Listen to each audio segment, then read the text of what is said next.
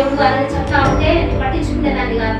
వీళ్ళు ఇలాగే చెప్తా ఉంటారని బహుబలముగానైనా నీ సన్నిధిలో యేసు నామములో వారిని వాడుకుంటున్నందుకు నీకు స్తోత్రాలు చెల్లిస్తున్నాం. వారి అవసరతలన్నీ కూడా యేసు నామములో తీర్చినందుకు నీకు స్తోత్రాలు చెల్లిస్తున్నాం.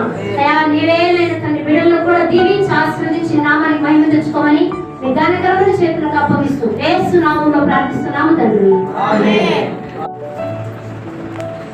ఆశీర్వాదం తీసుకుందాం.